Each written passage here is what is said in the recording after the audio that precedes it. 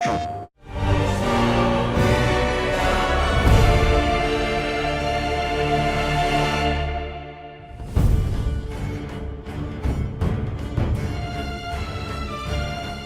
of War has always benefited from the beauty, the depth of the lore and the myth that it is based on. And now you guys, I don't want to say you reset everything, but you kind of have this whole new palette to paint with, right? Because you're in a new kind of mythos, a new lore of the world. Yeah, I mean, it's massive too. Like, the weird thing about Norse mythology is it has so many different translations, so many different interpretations, that it's this very tangled web when you start researching it and trying to understand.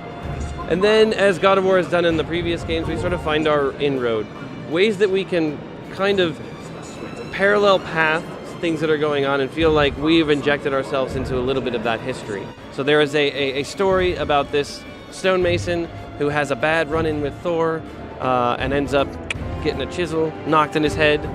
And that actually turns out to be a level that we're going to visit in the game. Tell me a little bit about the research. A lot of it is the initial research. You know, everybody on the writing team was reading the prose Eddas and really starting to research how the myths were translated, how they kind of spread out and are told, as well as then the art team. We had a large group of people go out to Iceland, which we had some really cool experiences with them out there. So they went there for an art research trip, and then we actually rented this church to actually record some of the soundtrack in. Oh, unbelievable. Man. It's so good. And both times, all I got to do was see it on like a little monitor. The designers must have had such a fun time, like kind of breathing new life into a very familiar and very iconic world like God of War. Yeah, it's the artists all kind of talk about like this is the type of game that they really want to work on. And I think you can really see that throughout all of the team. Everybody really gets a tremendous amount of freedom to create in these worlds. It's not just like creating I'm creating a building that you've seen before. This is all like the blend between the fantastic and the real, and finding that sort of level of grounding as a launch pad to go into something that's just crazy. These are the toys from E3 2016. This black runestone is a key artifact in the game, kind of a main story point. That right there is the journal that Atreus carries around with him. So at that time, books were not really used. They did not have bound books. So this was an unusual thing in this world. And this is kind of the way that we link all of our UI together. So you're going into his journal. Through his journal. Yeah, and it's a really neat way because you're kind of getting this insight into Atreus a little bit because it's in his voice. These are the various knives that they have. So Kratos' knife and the mother's knife. You know, these are kind of things that you pass on, right, in your family. So the idea of in the E3 thing, it was like your mother's knife, this is yours. That passing on of the knife is that sort of rite of passage for him. This idea that he is going to begin a new phase of his life. Every single part of this world has a story. Every single part of this world connects to sort of the core theme of family and fathers and sons and mothers and sons. Like everything all connects to it. Brock and Sindri have a complicated family relationship that you affect, that you change, right? And they're the guys who are just like upgrading your equipment. And you know, like I wanted to make sure that there wasn't anything about this game that didn't feel like it was just rich with the lore. Is the father-son relationship just completely central to this experience, would you say? That was the core building block, right? Like that's where all of this began.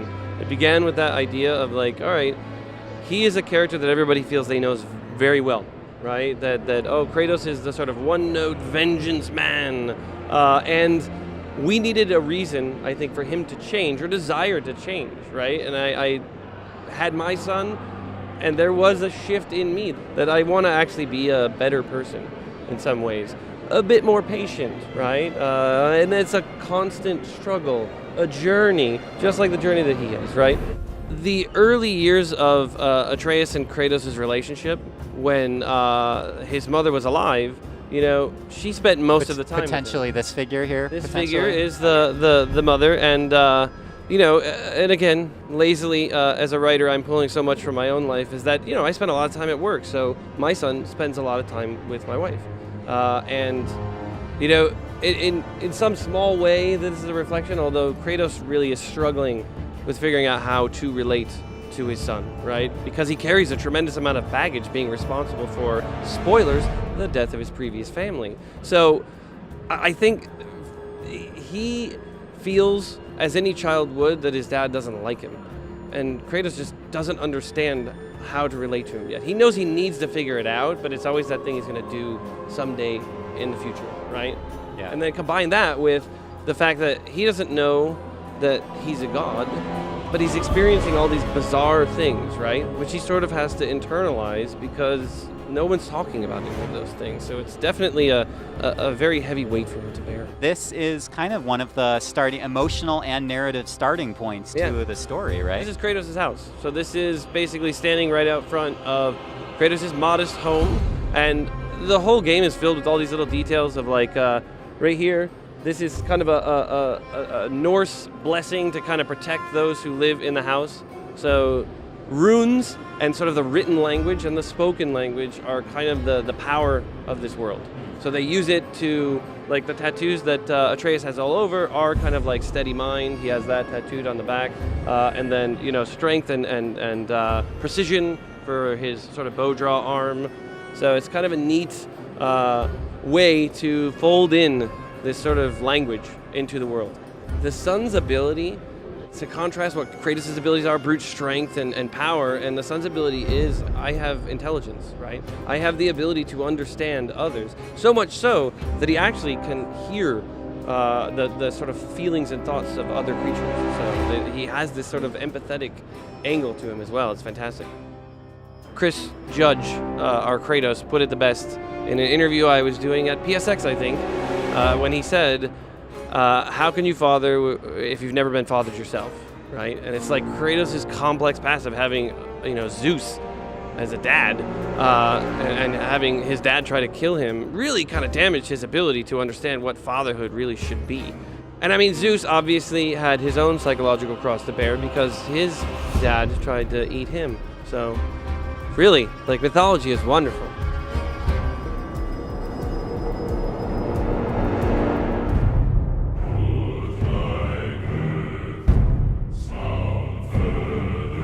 Pre-order and get 3 shield skins for in-game. PlayStation